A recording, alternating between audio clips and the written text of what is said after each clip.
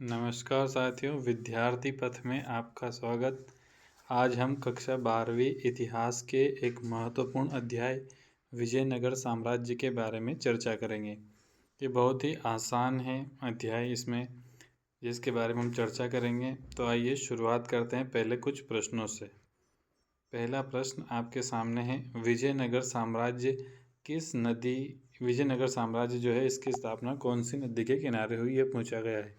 4 नदियाँ हैं, चारों दक्षिण भारत की है, कृष्णा, कावेरी, तुंगभद्रा, गोदावरी। तो इसका सही उत्तर है तुंगभद्रा नदी के किनारे विजयनगर साम्राज्य की स्थापना हुई थी।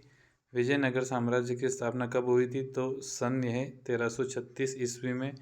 किसने की थी? तो उत्तर होगा हरिहर प्रथम, और इनके ही भाई थे बुक्का प्रथम। तो हरिहर प्रथम और बुक्का प्रथम ने विजयनगर साम्राज्य की स्थापना की थी। कौन सी नदी के किनारे? तुंगभद्रा नदी के किनारे। आइए अगली जानकारी पर बढ़ते हैं। विजयनगर साम्राज्य की स्थापना, यह भी देखा अपन ने। विजयनगर साम्राज्य की स्थापना 1336 में हुई और इसके संस्थापक हरिहर प्रथम और बुक्का प्रथम थे। दोनों भाइयों ने मिलकर दक्षिण भारत में एक शक्तिशाली हिंदू साम्राज्य की नींव रखी है। ध्यान रखिए कि विजयनगर साम्राज्य जो है एक हिंदू साम्राज्य है। जैसे मुगल है और सल्तनत था, ये इस्लामिक साम्राज्य थे, ऐसे ही जो विजयनगर साम्राज्य एक हिंदू साम्राज्य है जो लगभग 300 वर्षों तक फला फूला। क्योंकि विजयनगर साम्राज्य जो है ये शुरू हुआ था 1336 में और इसके बाद 1565 तक, जब तक राक्षसी तांगड़ी युद्ध हुआ तब तक तो ये अपने उत्कर्ष पर था। लेकिन इसके बाद भी अंतिम जो वंश हैं अराविडु वंश, अपन आगे पढ़ेंगे कि विजयनगर साम्राज्य में 4 वंश हुए हैं, तो उनमें से एक वंश था अराविडु वंश। तो तब तक 17वीं शताब्दी तक चला। यानी कि विजयनगर साम्राज्य की समय अवधि पूछे तो ये लगभग 300 वर्षों तक ये साम्राज्य फला फूला। अब विजयनगर साम्राज्य में कई सारे महानतम शासक हुए हैं, उसमें से सबसे महान शासक कौन था उसके बारे में बताना है। तो सबसे महान शासक थे कृष्णदेव राय। विजयनगर साम्राज्य के सबसे महत्वपूर्ण शासक यदि कोई है तो वो है कृष्णदेव राय। और ये तेलुगु भाषा में अमुक्त माल्याद नामक इन्होंने प्रसिद्ध रचना की है। अमुक्त माल्याद, इससे प्रश्न आते हैं अमुक्त माल्याद किसकी रचना है? तो ये कृष्णदेव राय की रचना है। 1509 से 1529 तक इनका शासनकाल रहा है। इनके शासनकाल को साम्राज्य का स्वर्णिम युग कहा जाता है।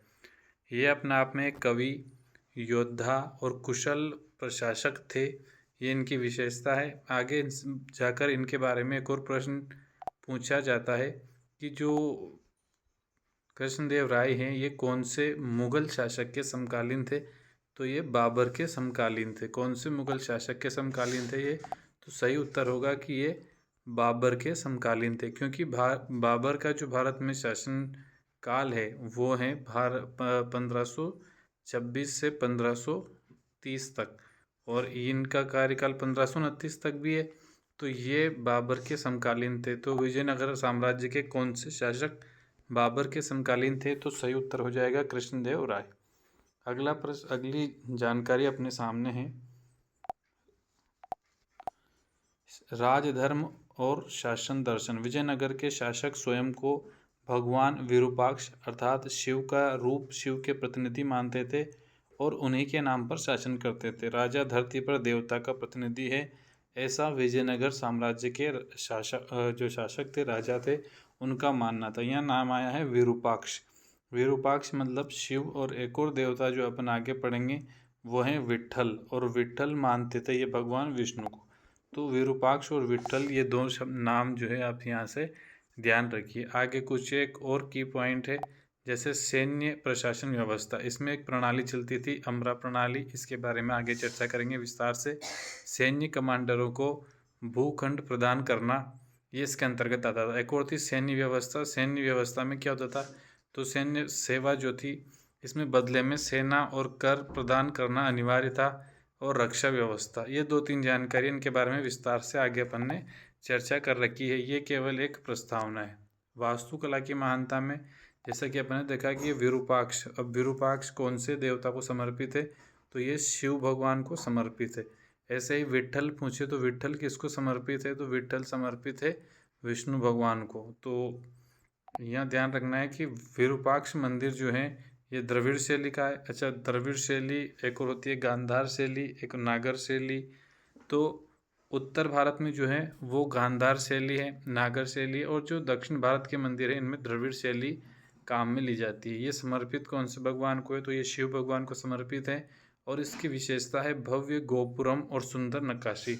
अब गोपुरम क्या होता है? तो जो जितने भी दक्षिण भारत के मंदिर हैं उन मंदिरों के जो आगे जो बड़े दरवाजे हैं, ऊंचे दरवाजे, एक द्वार है, जो उन ऊंचे दरवाजों को कहा जाता है गोपुरम। इसके बारे में भी आगे चर्चा की गई है।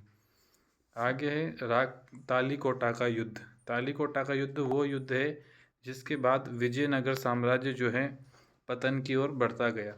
तालीकोटा के युद्ध का एक और नाम है राक्षसी तांगड़ी युद्ध। राक्षसी तांगड़ी युद्ध इसको कहते हैं। 1565 में ये तालीकोटा का युद्ध होता है।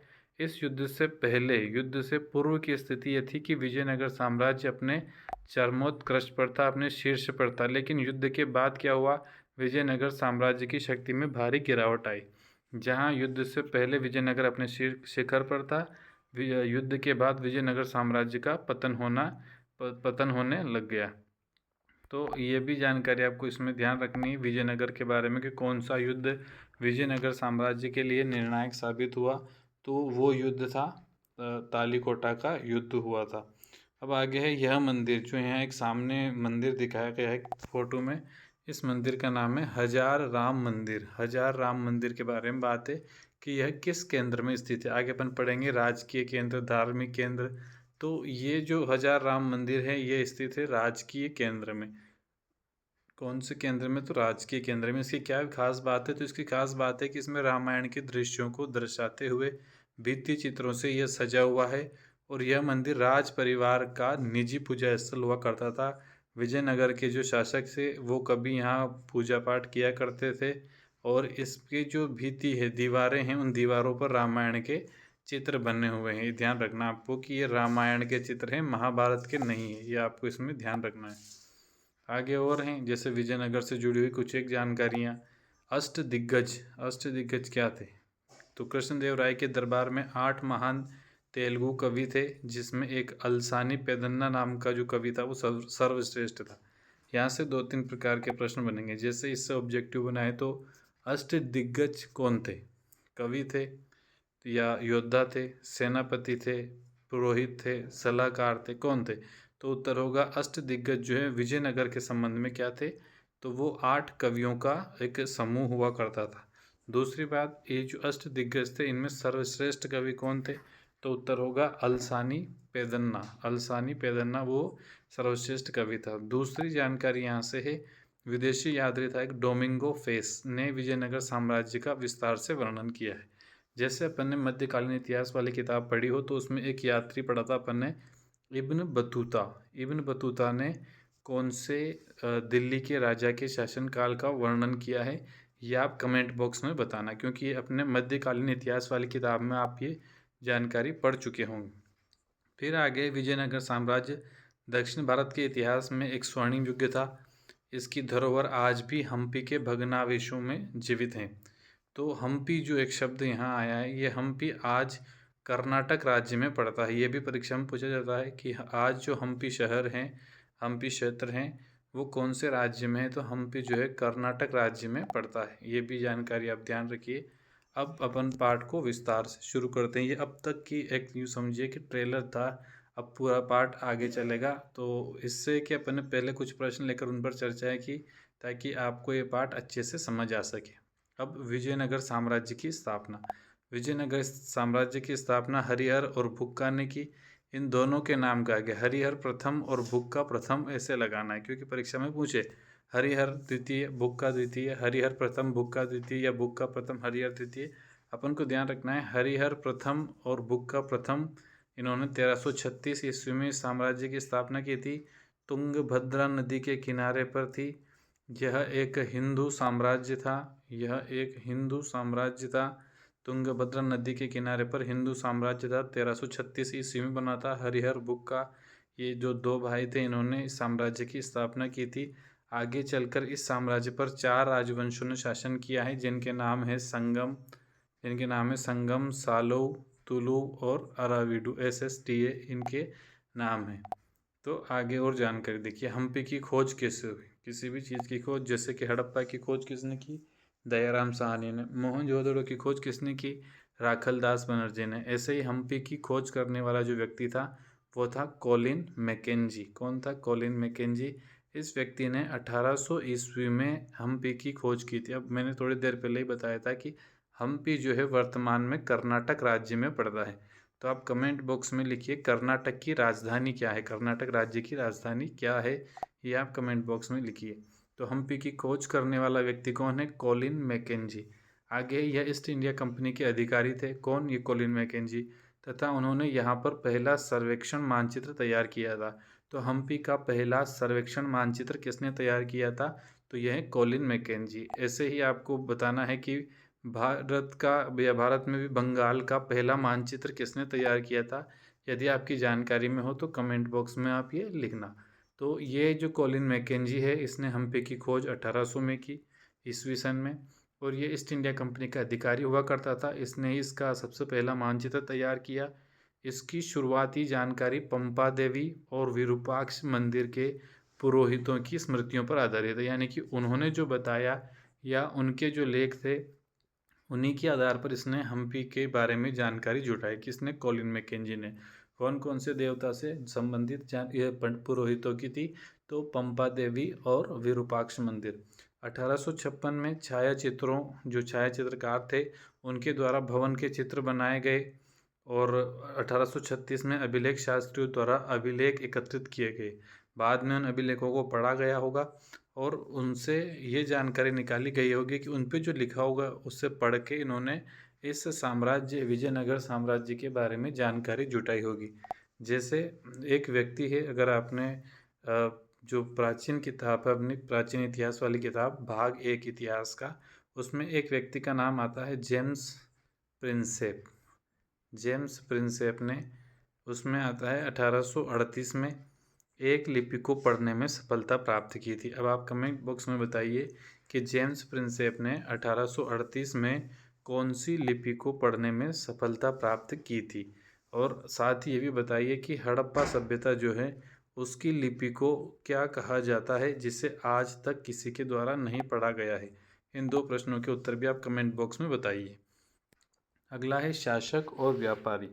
शासक और व्यापारियों में जो अरब तथा मध्य एशिया से घोड़ों का ये आयात किया करते थे, क्योंकि आयात मतलब कि खरीदना। अरब और मध्य एशिया के घोड़े सर्वश्रेष्ठ घोड़े माने जाते थे। तो जो विजयनगर के जो व्यापारी वर्ग हैं, ये वहाँ से घोड़े खरीदते थे। घोड़े के व्यापारियों के लिए शब्द काम में लिया जाता था कुदिरई, चेटी अथवा घोड़े के व्यापारी। इन 3 शब्दों से उनको बुलाते थे।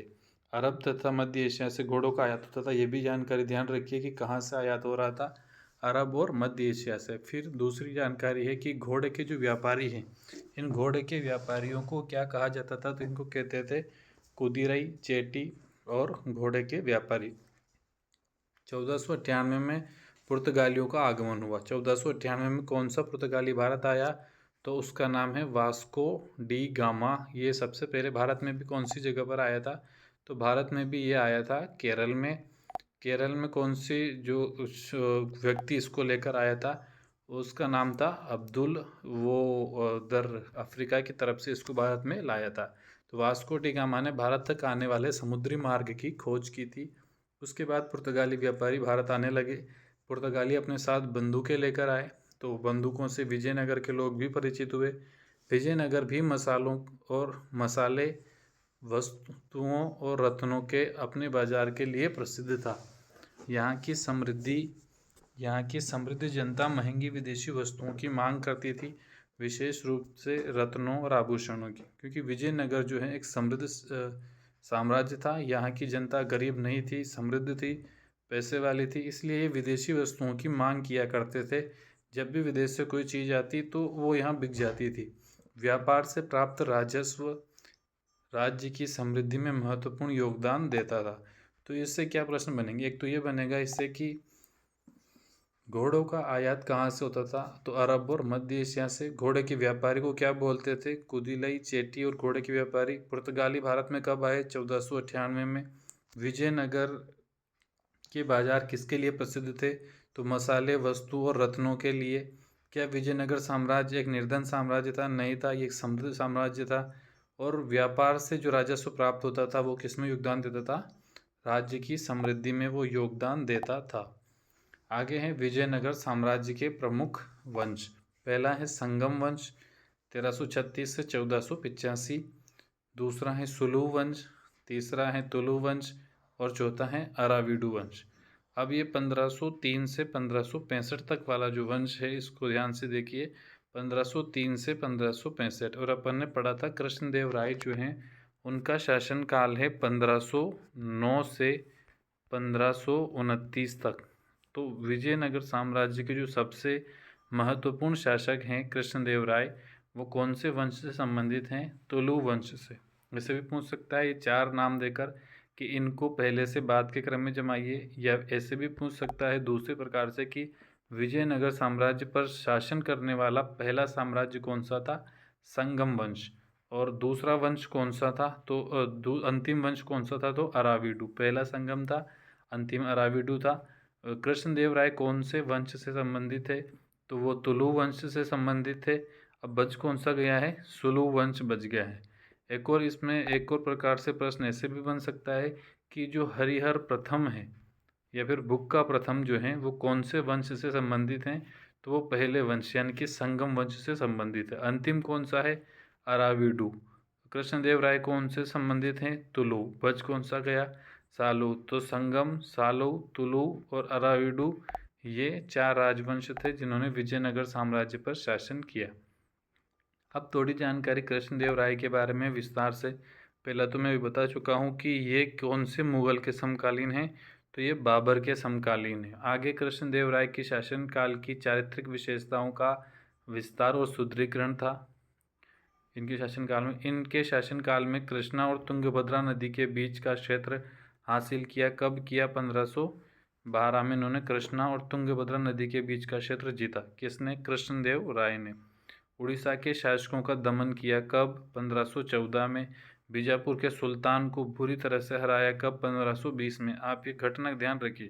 पहले 1512 में कृष्णा और तुंगभद्रा के बीच का क्षेत्र जीता। फिर 1514 में उड़ीसा के शासकों का दमन किया। फिर 1520 में बीजापुर के सुल्तान को बुरी तरह से इन्होंने पराजित किया। अनेक मंदिरों का निर्माण करवाया और उनमें गोपुरम और उनको उसमें गोपुरम को जुड़वाया। गोपुरम क्या होते हैं? तो किसी भी मंदिर के बाहर जो सबसे ऊंचा दरवाज़ा होता है, बाहर की ओर एक भव्य ऊंचे दरवाजे बनाए जाते थे जिनको गोपुरम कहते हैं। ये दक्षिण भारत के लगभग सभी मंदिरों में, सभी बड़े मंदिरों में देखने को मिलते हैं। इन्होंने अपनी माँ के नाम पर नगरपुरम नामक उपनगर की स्थापना की थी। नगरपुरम, कुछ जगह इसको नगलपुरम भी कहा जाता है। तो इनकी माँ के नाम पर इन्होंने कौन सा नगर बसाया था? नगरपुरम नाम का इन्होंने नगर बसाया था। किसने? कृष्णदेव राय ने। तो कृष्णदेव राय से जो जुड़े हुए घटनाक्रम हैं उसमें देखेंगे कि और क्या क्या बातें हैं। जैसे कि 1512 में क्या हुआ? तो 1512 में कृष्णा और तुंगभद्रा का क्षेत्र जीता। 1514 में क्या हुआ? तो उड़ीसा के शासकों का दमन किया। 1520 में क्या हुआ? बीजापुर के सुल्तान को इन्होंने बुरी तरह से हराया। विजयनगर साम्राज्य के महानतम शासक कृष्णदेव राय ने कौन से एक उपनगर की स्थापना की? तो उसका नाम है नगरपुरम। ये जानकारियाँ विजयनगर के महान शासक कृष्णदेव राय से संबंधित थी। आगे है विजयनगर साम्राज्य जो इतना विशाल साम्राज्य था, इतना समृद्ध साम्राज्य था, इस साम्राज्य का पतन कैसे हुआ? तो 1529 में कृष्णदेव राय की मृत्यु हो जाती है। उसके बाद विजयनगर साम्राज्य में तनाव उत्पन्न होता है। पहला, उत्तराधिकार बनने के लिए संघर्ष। विजयनगर साम्राज्य में उत्तराधिकार को लेकर संघर्ष होता है। तीसरा कारण है कृष्णदेव राय की मृत्यु के बाद जितने शासक हुए सभी कमजोर थे। और जो मुख्य कारण है वो तो है तालीकोटा का युद्ध। यहाँ जो ये तारीख है गलत लिखी है, ये है 1565, 1545 लिखा गया, ये गलत है, 1565 है इसका सही तारीख।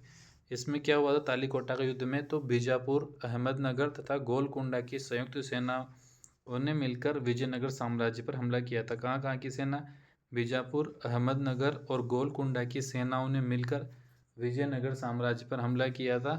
उस समय विजयनगर साम्राज्य के जो सेनापति थे वो थे राम राय, राम राय ने इन तीनों सेनाओं से संयुक्त रूप से युद्ध लड़ा, लेकिन वो शहीद हो गए और ये तीनों जो सल्तनतें थी दक्कन की, ये जीतती है और इस प्रकार विजयनगर साम्राज्य जो है वो बहुत ही कमज़ोर हो जाता है, बिल्कुल पतन की स्थिति में वो आ जाता है। तो विजयनगर साम्राज्य के पतन के 4 कारण यहाँ पर हैं। पहला, कृष्णदेव राय की मृत्यु के बाद तनाव उत्पन्न होना। दूसरा, उत्तराधिकार संघर्ष। तीसरा, कमज़ोर शासक। चौथा, तालीकोटा के युद्ध में विजयनगर के शासकों की पराजय। तो ये 4 मुख्य कारण हैं विजयनगर साम्राज्य के पतन के। अब विजयनगर साम्राज्य में जो व्यवस्थाएं चलती थी उसमें एक व्यवस्था थी नायक व्यवस्था। अब ये नायक क्या थे? तो नायक सेना प्रमुख होते थे। यह किलों पर नियंत्रण रखते थे। यह एक स्थान से दूसरे स्थान पर भ्रमणशील रहते थे तथा कई बार बसने के लिए उपजाऊ भूमि की तलाश में किसान भी उनका साथ देते थे। यह तेलुगु या कन्नड़ भाषाएं बोलते थे। अभी 4 बिंदुओं से 4 प्रकार के अगर मैं प्रश्न या ऑब्जेक्टिव वैकल्पिक बनाता हूँ तो प्रश्न कुछ इस प्रकार बनेंगे कि जो नायक है वो नायक कौन थे? पहला विकल्प कवि, दूसरा विकल्प सेना प्रमुख, तीसरा विकल्प व्यापारी, चौथा विकल्प इनमें से कोई नहीं। तो सही उत्तर हो जाएगा कौन है वो? सेना प्रमुख। जैसे अगला आगे पूछेंगे अपन की अष्टदिग्गज कौन थे? तो अष्टदिग्गज कौन थे जब ये पूछा जाए तो अष्टदिग्गज तो कवि थे। ऐसे ही नायक के बारे में पूछा जाए तो नायक कौन थे? सेना प्रमुख थे। नायक विजयनगर साम्राज्य के अंतर्गत सेना प्रमुख थे जो किलों पर नियंत्रण रखा करते थे। ये भ्रमणशील थे, एक जगह से दूसरी जगह घूमा करते थे और इनकी जो मुख्य भाषा थी वो थी कन्नड़ या तेलुगु। ये 3-4 बातें आप इनके बारे में ध्यान रखिए नायक के बारे में। आगे अमर नायक प्रणाली, इसके बारे में अपन ने आगे बस एक ये बात पढ़ी थी कि इसमें कुछ सैनिक कमांडर हुआ करते थे। जो अमर नायक है ये कौन थे? सैनिक कमांडर। अब इसके बारे में विस्तार से हैं तो एक एक बिंदु ध्यान रखिए आप। अमर नायक प्रणाली विजयनगर साम्राज्य की एक प्रमुख राजनीतिक खोज थी। यह प्रणाली दिल्ली सल्तनत की एकता प्रणाली से संबंधित थी। एकता प्रणाली क्या थी? तो ये दिल्ली में ये चलती थी और संभवतः इल्तुतमिश नाम का एक दिल्ली सल्तनत में कोई शासक हुआ है तो उसी ने ये प्रणाली की शुरुआत की थी ऐसा माना जाता है। तो एकता प्रणाली से ली गई थी कौन सी प्रणाली? अमर नायक प्रणाली। अमर नायक प्रणाली विजयनगर साम्राज्य की राजनीतिक खोज है और ये दिल्ली की एकता प्रणाली से ली गई थी। अमर नायक मुख्य रूप से सैनिक कमांडर थे जिन्हें राय द्वारा प्रशासन के लिए राज्य क्षेत्र दिए जाते थे। अच्छा, राय शब्द आया है यहाँ पर। राय क्या है? राय विजयनगर के जो राजा हैं वो खुद को राय कहते थे। जैसे किसी जगह पर महाराजा बोला जाता है, ऐसे विजयनगर के राजाओं को राय बोलते थे। तो विजयनगर के जो राजा थे राय, वो राय इन सैनिक कमांडरों को राज्य क्षेत्र देते थे। वे किसान, शिल्पकर्मियों और व्यापारियों से भू राजस्व और अन्य कर वसूलते थे। तो विजयनगर साम्राज्य में जो कर वसूलने वाले सैनिक कमांडर हैं वो कौन है? अमर नायक हैं। कौन है? अमर नायक है। अमर नायक मुख्य रूप से क्या है? सैनिक कमांडर। नायक क्या है? सेना प्रमुख है। और अमर नायक क्या है? सैनिक कमांडर है। वे राजस्व का कुछ भाग व्यक्तिगत उपभोग यानी कि खुद के खर्चों के लिए तथा घोड़ों और हाथियों के लिए निर्धारित दल के रखरखाव के लिए अपने पास रखते थे और जो कुछ पैसा बचता वो राजा के पास वो पहुंचा देते थे। तो अमर नायक का क्या काम था? तो अमर नायक जो है उनको जो राजस्व मिलता था जनता से, विजयनगर साम्राज्य की जनता से जो राजस्व मिलता था उसमें से कुछ तो वो खुद के खर्चों के लिए, कुछ घोड़ों के लिए, कुछ हाथियों के लिए और उनके हाथियों के दल के रख रखाव के लिए अपने पास रखते थे।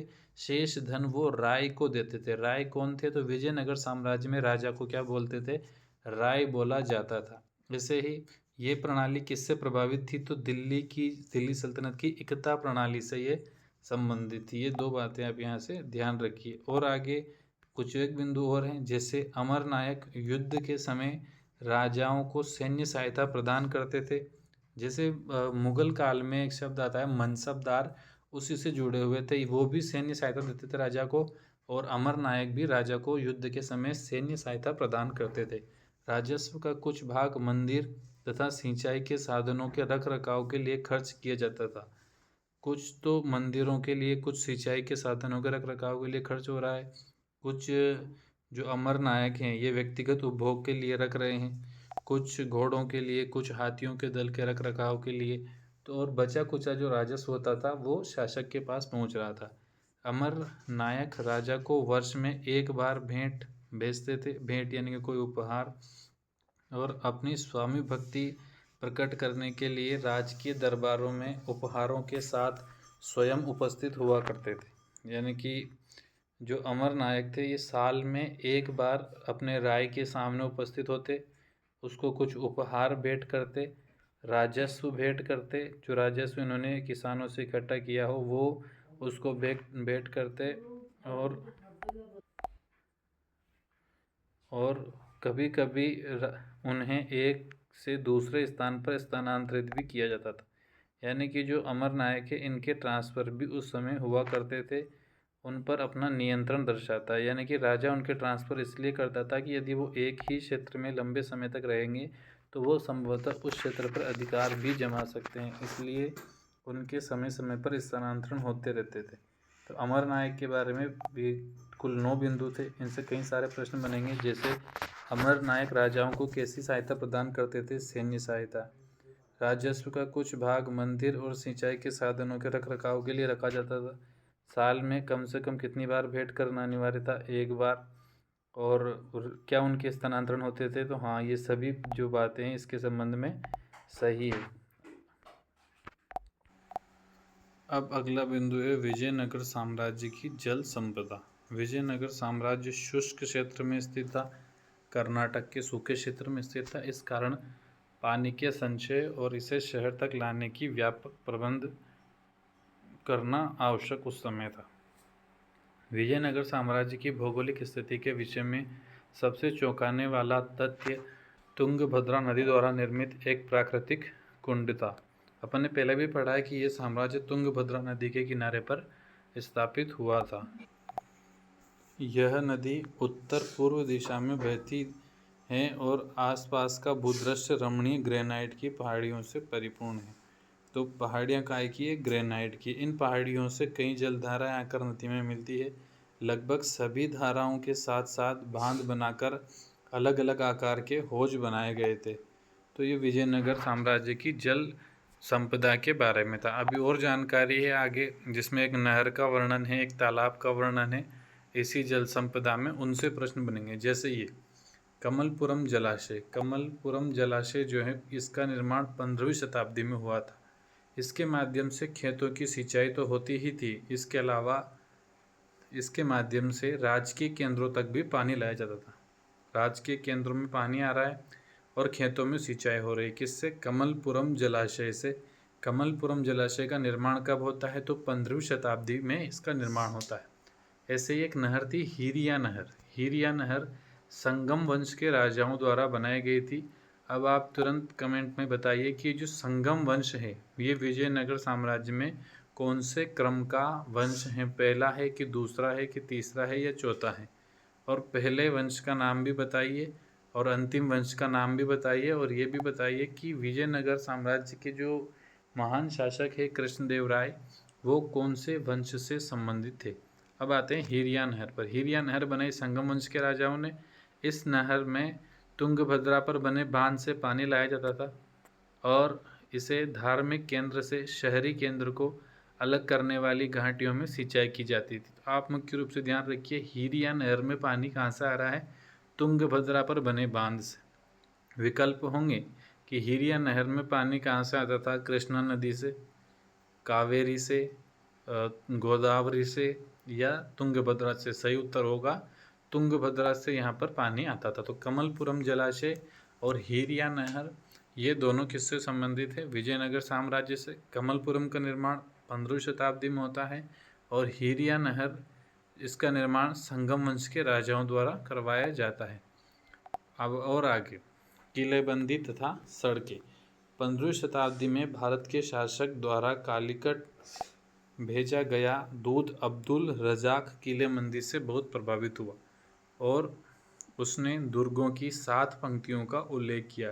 तो दुर्गों की 7 पंक्तियों का उल्लेख करने वाला व्यक्ति कौन है? अब्दुल रजाक। भारत के शासक द्वारा कालीकट भेजा गया था, व्यक्ति का नाम है अब्दुल रजाक। उसने 7 पंक्तियों का उल्लेख किया है।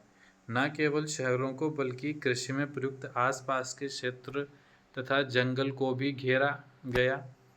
उस किलेबंदी के अंदर शहर बनाए, उसके अंदर खेती के लिए ज़मीन, जंगल, ये सब, ताकि कि खेती भी वहीं हो सके, शिकार भी वहीं हो सके आखेट के लिए, और राजा का राजमहल भी उसी के अंदर रह सके। इस प्रकार किलेबंदी की गई एक पूरे क्षेत्र की।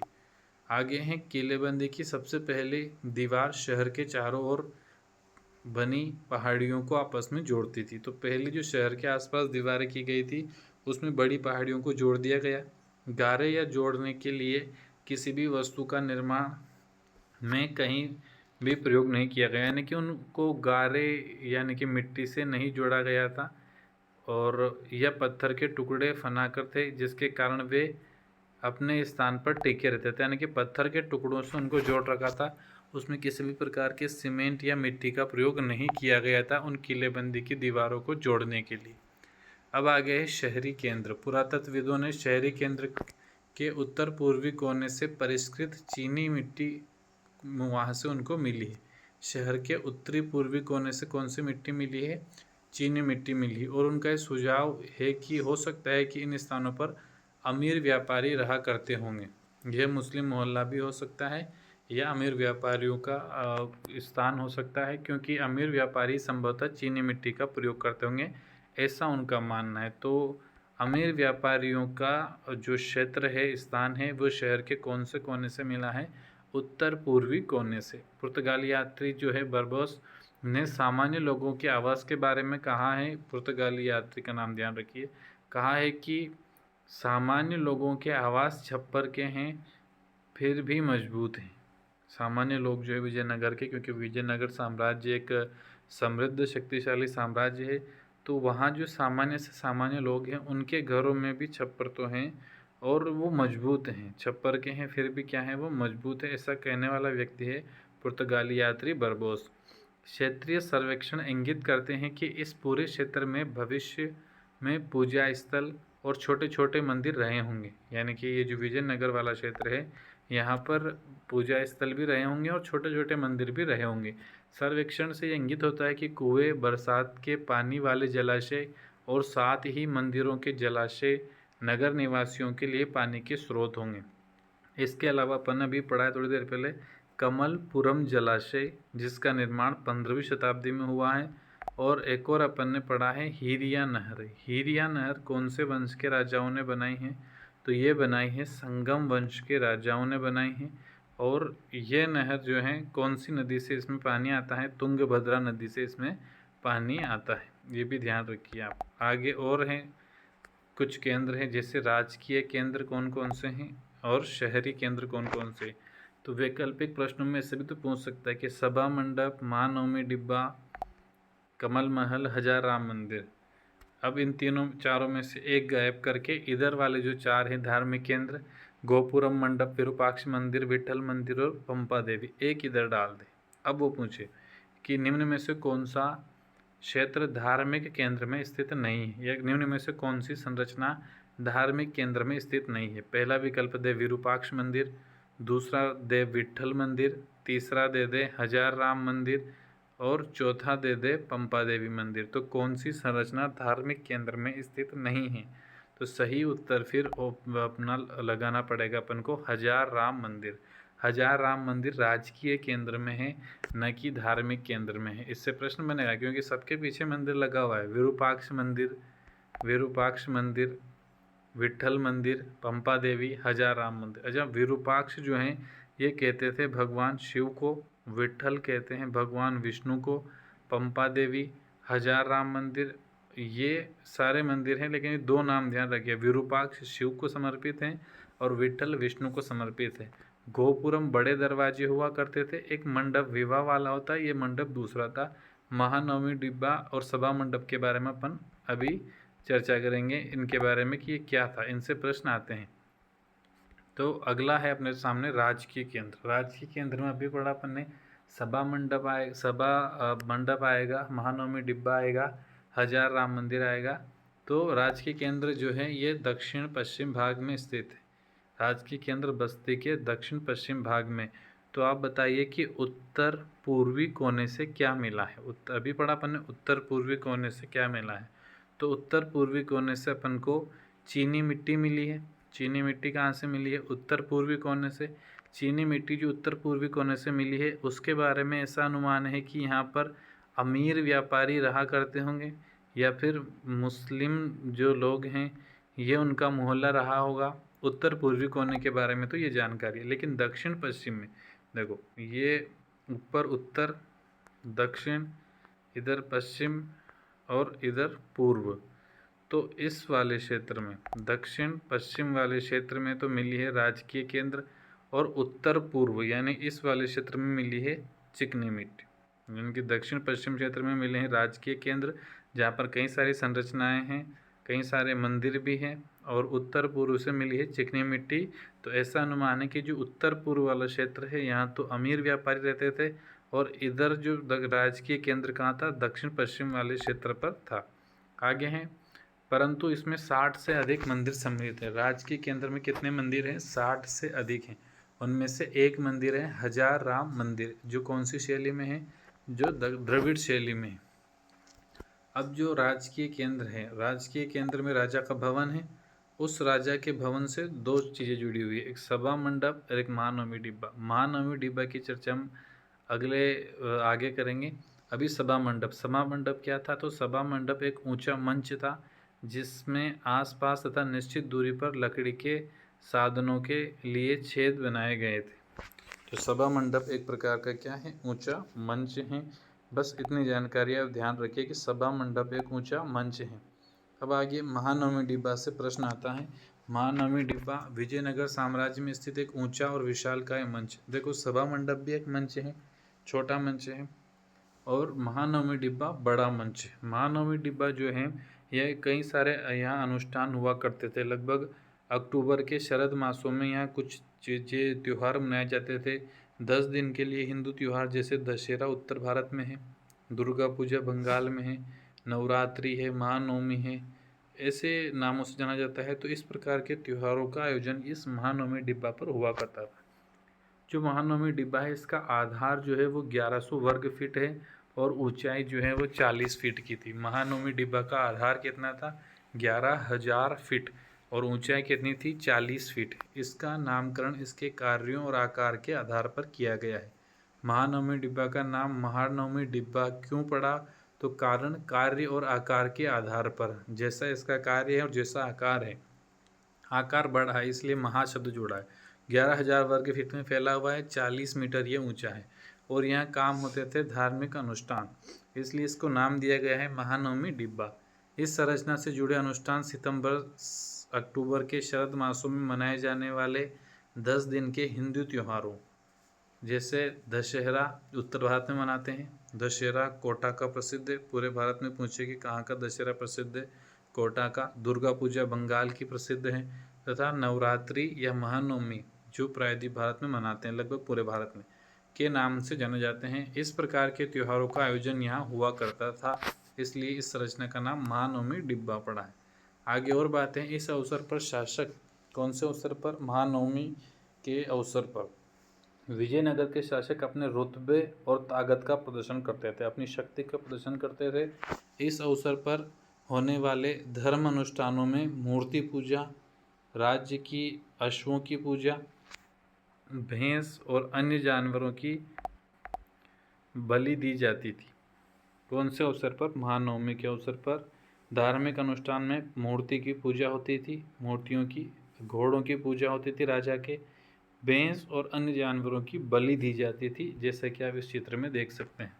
इस त्योहार से जुड़े आकर्षण में नृत्य, कुश्ती, घोड़े, हाथी और रथ तथा सैनिकों की शोभा यात्रा के साथ साथ प्रमुख नायकों और अधीनस्थ राजाओं द्वारा उनके अतिथियों को दी जाने वाली औपचारिक भेंट इसका मुख्य आकर्षण था। आप यूँ समझिए कि 7वें वाला बिंदु अपन ने पढ़ा है, इसमें जो बातें हो रही है वो इस प्रकार है कि भारत में 15 अगस्त 26 जनवरी पर जब दिल्ली के लाल किले में परेड होती है, शक्ति प्रदर्शन होता है, उसी प्रकार का कार्यक्रम इस महानवमी डिब्बा पर महानवमी के अवसर पर हुआ करता था। जहाँ राजा रहता, हाथियों की दौड़, घोड़ों की दौड़, रथों की दौड़ होती थी, सैनिक शोभा यात्रा निकालते थे, परेड करते थे, और जो अधीनस्थ नायक हैं, नायक क्या थे? सेना प्रमुख थे। अमर नायक कौन थे? सैनिक कमांडर थे। और अधीनस्थ जो राजा हैं, जैसे कि अपन ने पढ़ा है कि अमर नायक साल में एक बार राजा को भेंट देते थे, राजा से मिलने जाते थे, उन अमर नायकों के स्थानांतरण होते थे, तो वो अमर नायक साल में कम से कम एक बार राजा से मिलने आते थे, और वो शायद इसी महानवमी के अवसर पर मिलने आया करते होंगे। अब राजकीय केंद्र में स्थित अन्य भवन, जैसा भी तो अपने सभा मंडप देखा, महानवमी डिब्बा देखा, एक कमल महल भी वहाँ स्थित हैं। कमल महल राजकीय केंद्र की सबसे सुंदर इमारतों में से एक इमारत है कमल महल। कमल महल कहाँ है? तो राजकीय केंद्र में है, और राजकीय केंद्र की सबसे सुंदर भवन जो है, उन सबसे सुंदर भवनों में से एक है। इसका नामकरण 19वीं सदी के अंग्रेज यात्रियों ने कहा, इसको लोटस, ऐसा कुछ नाम है इसका, लोटस टेम्पल या कुछ ऐसा नाम उन्होंने अंग्रेजी में दिया था। हिंदी में अपन ने उसका नाम है कमल महल। यह एक परिषदीय सदन था जहाँ राजा अपने परामर्शदाताओं से मिलता था। परामर्शदाता बोले तो राजाओं को जो सलाह देने वाले व्यक्ति होते थे, उनसे राजा इस महल में मिलता था। ये भी पूछ सकता है कि राजा अपने परामर्शदाताओं से कौन से महल में मिलता था या कौन से भवन में मिलता था, भवन या मंदिर भी बोल सकते हैं। तो वो तो महल में मिलता था, कौन से महल में? कमल महल में मिलता था, और ये सबसे सुंदर भवनों में से एक भवन है। आगे हजार राम मंदिर।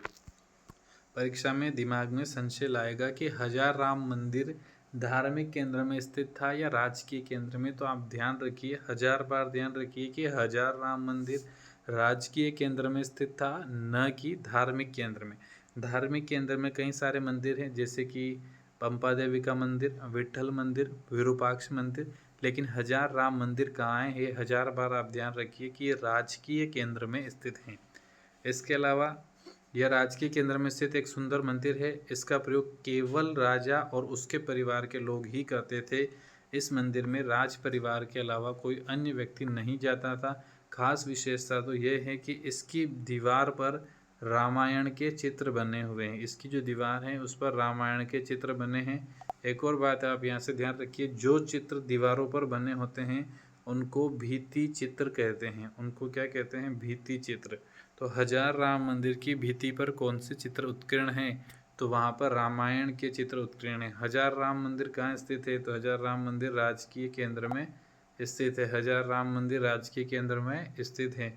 क्या हजार राम मंदिर में आम जनता जा सकती थी? नहीं, यह केवल राजा और राज परिवार के लिए ही उपयोग में लाया जाता था। वही यहाँ पूजा प्रतिष्ठान किया करते थे। कौन से मंदिर में? हजार राम मंदिर में। अब आगे विजयनगर साम्राज्य के धार्मिक केंद्र। अब आप ये बताइए कि विजयनगर साम्राज्य के राजकीय केंद्र में कितने मंदिर थे? तो पढ़ा तो एक ही हजार राम मंदिर, लेकिन वहाँ 60 से अधिक मंदिर मिले हैं। अब विजयनगर साम्राज्य के धार्मिक केंद्र के बारे में चर्चा करें तो इसके बारे में कुछ बातें अपन को ध्यान रखनी है। जैसे विजयनगर साम्राज्य के उत्तरी भाग को धार्मिक केंद्र की संज्ञा दी गई। अभी उत्तर दक्षिण वाले भाग आए हैं, तो एक बार फिर से रिवीजन कर लेते हैं। विजयनगर साम्राज्य उत्तर, दक्षिण, पश्चिम और पूर्व अपन ने पढ़ा है। अपन ने एक जगह जानकारी के बारे में पढ़ा है कि दक्षिण पश्चिम में कुछ, दक्षिण पश्चिम में है राजकीय केंद्र, उत्तर पूर्व में है अमीर जो वर्ग हैं वो रहते हैं, क्योंकि वहाँ से चिकनी मिट्टी मिली है उत्तर पूर्व में। और केवल उत्तर उत्तर वाले क्षेत्र की बात करें तो उस क्षेत्र को नाम दिया गया है धार्मिक केंद्र। मतलब कि राजकीय केंद्र दक्षिण पश्चिम में है, और उत्तर में है कौन सा है? तो उत्तर में है धार्मिक केंद्र। और उत्तर पूर्व में कौन सा है? तो उत्तर पूर्व से मिली अपन को चिकनी मिट्टी, जिससे हमने ये अनुमान लगाया है कि इस क्षेत्र में अमीर वर्ग के लोग रहा करते होंगे। अब आगे विजयनगर साम्राज्य के उत्तरी भाग को क्या कहा है? तो उसको कहा है अपन ने धार्मिक केंद्र।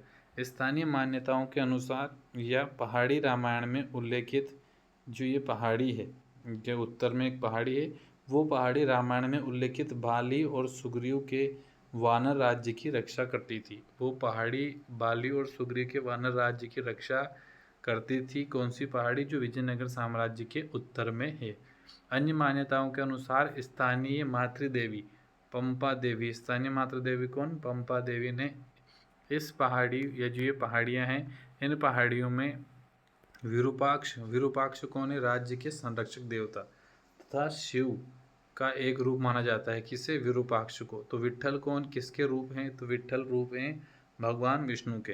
तो ये एक मान्यता इसकी कि जो पंपा देवी थी, उन पंपा देवी ने विरूपाक्ष जी से विवाह करने के लिए उस पहाड़ी पर तप किया था। कौन सी पहाड़ी पर तप किया था? जो वो पहाड़ी जो विजयनगर साम्राज्य के उत्तर में स्थित हैं, जिसके बारे में एक मान्यता तो यह है कि यहाँ पर वानर राज सुग्रीव और बाली और सुग्रीव जो दो भाई हैं रामायण में उल्लिखित हैं। फिर बाली के जो बेटे हैं वो अंगद हैं, आगे चलकर राम जी का साथ देते हैं, लंका में जाते हैं, रावण के सभा में वो अपना पैर जमा लेते हैं, जिसको पूरी जो लंका के जितने योद्धा थे रावण को छोड़कर किसी से भी वो पाँव नहीं उठता है। तो एक तो वो मान्यता है कि वो जो बाली सुग्रीव है ये उनकी राज्य की रक्षा करती थी। दूसरी मान्यता ये है कि पंपा देवी जो हैं, पंपा देवी ने विरूपाक्ष भगवान से विवाह करने के लिए इस उत्तरी भाग में स्थित पहाड़ी पर तप किया था। यहाँ से जैन मंदिर भी मिले हैं। कौन से केंद्र से? धार्मिक केंद्र। तो धार्मिक केंद्र कहाँ स्थित है? उत्तरी भाग में स्थित है विजयनगर साम्राज्य के। विजयनगर के स्थान का चयन वहाँ विरूपाक्ष और पंपा देवी के मंदिरों के अस्तित्व से प्रेरित था। पंपा देवी ने उत्तरी भाग में एक पहाड़ी है, उस पहाड़ी पर जाकर विरूपाक्ष भगवान से विवाह करने के लिए तप किया था। विजयनगर के शासक भगवान विरूपाक्ष की ओर से शासन करते थे। उनका ऐसा मानना था कि वो जो शासन कर रहे हैं विरूपाक्ष भगवान की ओर से, यानी कि राज्य के जो मुख्य राजा हैं वो तो विरूपाक्ष भगवान है अर्थात शिव भगवान है, और जो विजयनगर के जो राय बनते हैं वो राय उन भगवान के अधीन बनते हैं, यानी कि शिव जी सबसे ऊपर हैं, शिव जी के बाद राय हैं, और राय के बाद अमर नायक हैं, अमर नायक के बाद नायक हैं, ऐसे पदक्रम हैं। सभी राजकीय आदेशों पर सामान्यतः कन्नड़ लिपि में श्री विरूपाक्ष शब्द अंकित था, यानी कि जितने राज्य के आदेश जारी होते, क्योंकि राज्य का आदेश राज्य के राजा की ओर से जारी होता है, और विजयनगर साम्राज्य के राजाओं का मानना था कि राज्य का राजा तो विरूपाक्ष भगवान है, और वो जो शासक हैं वो तो उन राज भगवान के अधीन काम करते हैं। इसलिए हर एक राज्य के आदेश पर श्री विरूपाक्ष शब्द लिखा रहता था कन्नड़ लिपि में। शासक देवताओं से अपने गहन संबंध के संकेत के रूप में हिंदू सुल्ताना का भी प्रयोग करते थे।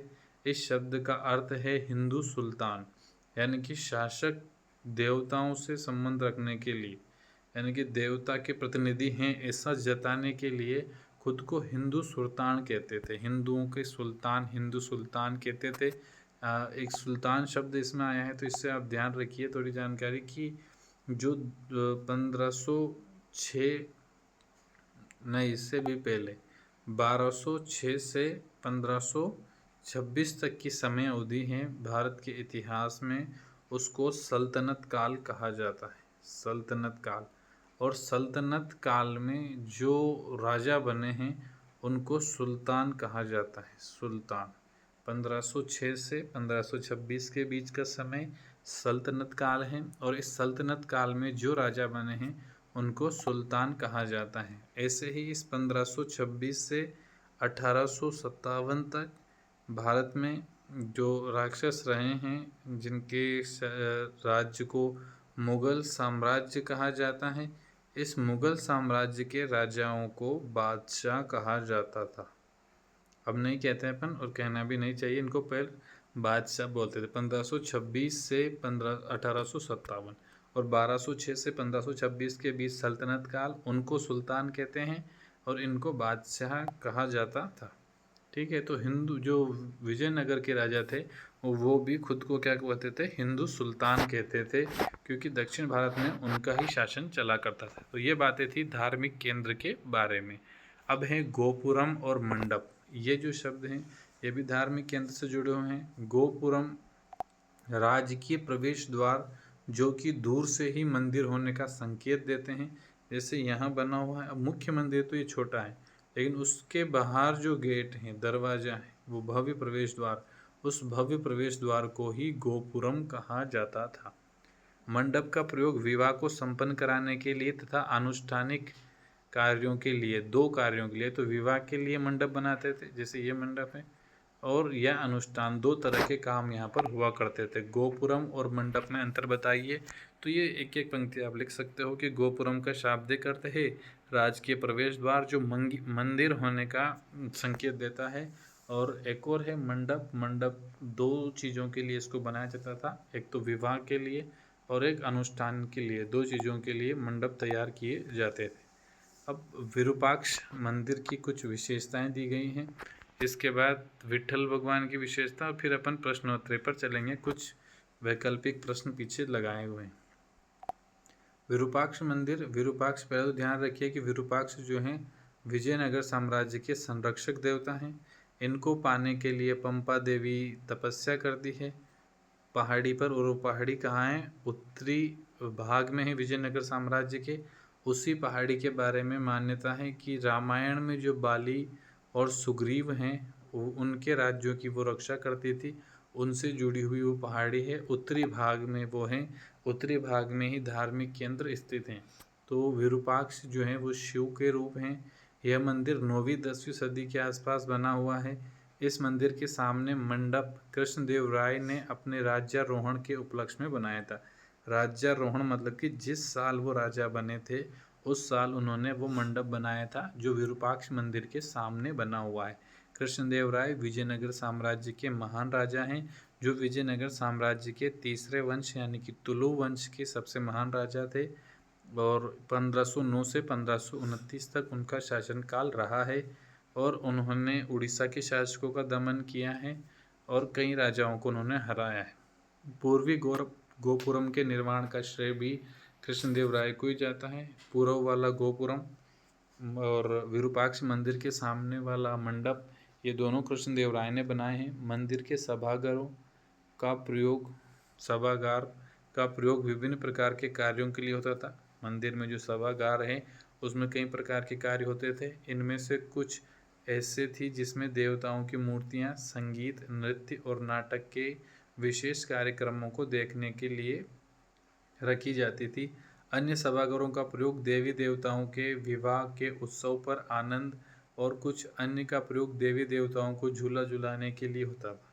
और ये विरूपाक्ष मंदिर की विशेषता है। कुछ 5-6 आप लिख सकते हो परीक्षा में अगर पूछा जाए तो। अब विट्ठल मंदिर की विशेषता, सबसे सुंदर मंदिरों में से एक मंदिर विट्ठल मंदिर है। विट्ठल मंदिर जो हैं ये समर्पित है विष्णु भगवान को। विट्ठल जो है विष्णु के ही एक रूप हैं। इस मंदिर में भी कई सभागार तथा रथ के आकार का एक अनूठा मंदिर है। रथ के आकार का अनूठा मंदिर है। अब आप कमेंट बॉक्स में बताइए कि ये जो यहाँ चित्र बना हुआ है ये कितने रुपए के नोट पर बना हुआ है? 5 रुपये, 10 रुपये, 100 रुपये, 50 रुपये, 500, 1000, 2000, कौन से नोट पर ये वाला चित्र बना हुआ है? रथ के आकार का मंदिर जो विजयनगर साम्राज्य में विट्ठल भगवान को समर्पित मंदिर है, यानी कि विष्णु भगवान को समर्पित ये मंदिर है। तो यहाँ तक थे इस पार्ट का कंटेंट, इस पार्ट की जानकारी। अब कुछ एक प्रश्न है, प्रश्नों को समझते हैं ताकि अपन पूरे पार्ट का एक साथ फिर से रिवीजन कर पाएँ। तो पहला प्रश्न है, विजयनगर साम्राज्य की स्थापना किस वर्ष हुई थी? विजयनगर साम्राज्य की स्थापना किस वर्ष हुई थी? विकल्प सामने हैं, 1334, 36, 47 और 65। तो सही उत्तर हो जाएगा 1336 में विजयनगर साम्राज्य की स्थापना हुई। 1336 में इस साम्राज्य की स्थापना करने वाले व्यक्ति कौन? हरिहर प्रथम और बुक्का प्रथम। हरिहर प्रथम, बुक्का प्रथम। कौन सी नदी? तुंगभद्रा नदी के किनारे। कौन से वंश के हैं ये? संगम वंश के हैं। ये बातें भी आप ध्यान रखिए। दूसरा प्रश्न है, विजयनगर शहर किस नदी के तट पर स्थित है? विजयनगर शहर कौन सी नदी के किनारे पर स्थित है? तो तुंगभद्रा नदी के किनारे पर स्थित है। 1336 में इस साम्राज्य की स्थापना की हरिहर प्रथम और बुक्का प्रथम ने की। तुंगभद्रा नदी के किनारे पर साम्राज्य की स्थापना की। विजयनगर साम्राज्य के संस्थापक कौन हैं? तो विजयनगर साम्राज्य के संस्थापक हरिहर प्रथम और बुक्का प्रथम। विजयनगर साम्राज्य के संस्थापक कौन है? हरिहर प्रथम और बुक्का प्रथम इस साम्राज्य के संस्थापक हैं। अब आगे प्रश्न क्रमांक 4, विजयनगर के शासक किस देवता के प्रतिनिधि के रूप में काम करते हैं? तो विजयनगर के जो शासक हैं वो काम करते हैं किसके लिए? विरूपाक्ष भगवान के लिए, यानी कि शिव भगवान के संरक्षक के रूप, शिव भगवान के प्रतिनिधि के रूप में काम करते हैं, यानी कि राज्य के राजा तो शिव भगवान हैं और उनके प्रतिनिधि। अच्छा, विठल भगवान विष्णु भगवान को कहते हैं। पंपा देवी ने विरूपाक्ष भगवान को पाने के लिए उत्तर में एक पहाड़ी पर तपस्या की थी। ये भी जानकारी आप साथ ही साथ ध्यान रखिए। कृष्णदेवराय किस वंश से संबंधित हैं? तो ये तुलु वंश से संबंधित हैं। जो तीसरे क्रम का वंश है, संगम पहला वंश है, सालू दूसरा है, तुलु तीसरा है, अराविडु चौथा है। यानी कि अंतिम वंश पूछे तो अराविडु, और कृष्णदेवराय का पूछे तो तुलु, दूसरा पूछे तो सालू, पहला पूछे तो संगम। आगे प्रश्न क्रमांक 6, प्रसिद्ध रचना। एक रचना दी गई है, रचना का नाम है अमुक्त माल्याद। किस भाषा में लिखी गई हैं? तो ये भाषा तो तमिल या तेलुगु, कौन सी? तो तेलुगु है। और किसने लिखी है? लेखक कौन है? कृष्णदेवराय। तो विकल्प सी सही हो जाएगा। कृष्णदेवराय ने तेलुगु भाषा में ये लिखी हुई हैं, ये उनके बारे में है। आगे अगला प्रश्न, प्रश्न क्रमांक 7, विजयनगर साम्राज्य में सैन्य कमांडरों यानी कि सेना प्रमुखों को दिए गए भाग को क्या कहते हैं? सैन्य कमांडरों को क्या कहते हैं? तो उनको कहते हैं अमर, अमरा कहते हैं उनको। तो अमरा, और उनको दिए गए भूभाग को अमरा कहते हैं, उनको अमर कहते हैं, अमर उनको कहते हैं। और उनको दिए गए भूभाग को क्या कहते हैं? तो अमरा उनको कहा जाता है। एकता प्रणाली पर आधारित है। एकता प्रणाली जो है दिल्ली सल्तनत से ली गई है। आगे है तालीकोटा का युद्ध, जिसके कारण विजयनगर साम्राज्य का पतन शुरू हुआ, किस वर्ष लड़ा गया था? तालीकोटा का युद्ध लड़ा गया था 1565 में। ये युद्ध लड़ा गया था। तालीकोटा का युद्ध कब लड़ा गया? 1565 में। इसी युद्ध को राक्षसी तांगड़ी का युद्ध भी कहा जाता है। इसमें बीजापुर, अहमदनगर और गोलकुंडा की सेनाओं ने विजयनगर साम्राज्य पर हमला किया। उस समय वहाँ के जो सेनापति थे वो राम राय थे। तालीकोटा के युद्ध में विजयनगर सेना का नेतृत्व किसने किया था? तो राम राय ने किया था। विकल्प डी सही, सी सही हो जाएगा। विजयनगर में हजार राम मंदिर किस धार्मिक केंद्र पर स्थित है? देखो, हजार राम मंदिर ये स्थित है राजकीय केंद्र में, जबकि अभी पूछता पंपा देवी, पूछता विठल मंदिर, पूछता विरूपाक्ष मंदिर, तो वो होते धार्मिक केंद्र में स्थित होते। अगला है, विजयनगर के मंदिरों में विशाल प्रवेश द्वार को क्या कहा जाता है? विशाल प्रवेश द्वार को कहा जाता है गोपुरम। और एक गोपुरम कृष्णदेव राय ने भी बनाया है विरूपाक्ष मंदिर भगवान के वहाँ। और अगला प्रश्न है, किस विदेशी यात्री ने विजयनगर साम्राज्य के शाही केंद्र में स्थित कमल महल का उल्लेख किया है? कमल महल का उल्लेख किया है तो वो व्यक्ति है डोमिंगो फेस। कौन है? Domingo face. इब्न बतूता किसके शासनकाल में आया था? मोहम्मद बिन तुगलक के, MBT के शासनकाल में ये आया था भारत। इसको काजी बनाया था दिल्ली का। विजयनगर की मातृ देवी कौन है? पंपा देवी है। जिनके नाम पर शहर का नाम हम्पी पड़ा है तो वो देवी है पंपा देवी। पंपा देवी ने विरूपाक्ष भगवान को पाने के लिए उत्तर में स्थित एक पहाड़ी पर तपस्या की थी। कृष्णदेव राय के दरबार में रहने वाले तेलुगु साहित्य के 8 कवियों के समूह को, 8 कवियों के समूह को किस नाम से जाना जाता है? देखो, अष्टदिग्गज, अष्टप्रधान, अष्टनायक, ये तो आप हटा ही दोगे, लेकिन ये तीन देखो, अष्ट अष्ट अष्ट तीनों का आगे 8 है, तो उनको कहते थे अष्टदिग्गज कहा जाता था। कृष्णदेव राय के दरबार में जो 8 कवियों के समूह था, उस 8 कवियों के समूह को अष्टदिग्गज बोलते थे, ध्यान रखिए। किस पुर्तगाली यात्री ने विजयनगर साम्राज्य में महिलाओं के विभिन्न क्षेत्र, यानी कि महिलाएं पहलवान थी, लेखाकार थी और ज्योतिषी थी, में योगदान का विस्तार से वर्णन किया है? तो एक यात्री हुआ है फरनाओ नुनीज। फरनाओ नुनीज ने कहा है कि विजयनगर साम्राज्य में महिलाएं जो हैं वो पहलवान भी है, लेखक भी हैं और ज्योतिषी भी हैं। तो महिलाएं भी हर क्षेत्र में आगे हैं, ऐसा बताने वाला व्यक्ति था फरनाओ नुनीज। फरनाओ नुनीज व्यक्ति का नाम ध्यान रखिए, फरनाओ नुनीज। विजयनगर के शासकों ने जिस देवता को समर्पित विठल मंदिर का निर्माण करवाया? विठल मंदिर, ध्यान रखिए, विठल जब भी आए विष्णु भगवान को लगाना है। विरूपाक्ष पूछे तो शिव, तो यहाँ किस भगवान के लिए हैं? ये विष्णु भगवान के लिए हैं। अगला है, विजयनगर के किस शासक ने आंध्र भोज की उपाधि धारण की, तो वो विजयनगर साम्राज्य का सबसे महान शासक ही है। कौन? कृष्णदेवराय, जिसने आंध्र भोज की उपाधि धारण की थी। विजयनगर साम्राज्य के महान शासक। विजयनगर साम्राज्य में राय शब्द का प्रयोग किसके लिए होता था? राय मतलब राजा हुआ करता था। राजा, राय मतलब राजा। अगला प्रश्न है, किस विदेशी यात्री ने 15वीं शताब्दी में विजयनगर शहर की किलेबंदी का विस्तार से वर्णन किया है? तो किलेबंदी का वर्णन करने वाला व्यक्ति है अब्दुल रजाक, और कमल महल का वर्णन करने वाला है डोमिंगो फेस। विजयनगर की वास्तुकला की एक विशिष्ट विशेषता क्या थी, जिसमें मंदिर के केंद्रीय सभागार में देवी देवताओं की विवाह का आयोजन किया गया है? देवी देवताओं के विवाह का आयोजन, तो वो जो विशिष्ट विशेषता है उसको कहते थे कल्याण मंडप। क्या कहते थे? कल्याण मंडप, जहाँ पर देवी देवताओं के विवाह की चित्र ऐसे दर्शाए गए थे। विजयनगर साम्राज्य में सर्वाधिक महत्वपूर्ण राजकीय अनुष्ठान कौन सा था, जो महानवमी पर्व से जुड़ा हुआ था?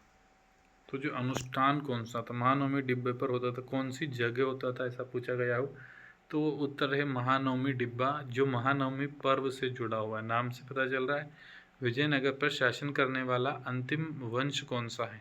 तो अंतिम वंश है अराविडु वंश। पहला है संगम, दूसरा सालू, तीसरा तुलु और चौथा अराविडु। ये सही क्रम में लिखे हुए हैं। अंतिम पूछा है तो अराविडु। विजयनगर साम्राज्य में हाथीशालाएं यानी कि जो गजशालाएं जो एक शब्द आया है, ये किस केंद्र में स्थित थी? तो गजशालाएं राजकीय केंद्र में स्थित थी। गजशालाएं, हाथीशालाएं कहाँ थी? तो ये थी राजकीय केंद्र में स्थित। किस इतालवी यात्री ने 15वीं शताब्दी की शुरुआत में विजयनगर की यात्रा की और इसकी भव्यता का वर्णन किया? तो उस व्यक्ति का नाम है निकोलो कॉन्टी। उस व्यक्ति का नाम क्या था? निकोलो कॉन्टी, जिसने विजयनगर की यात्रा की थी। इटालवी यात्री।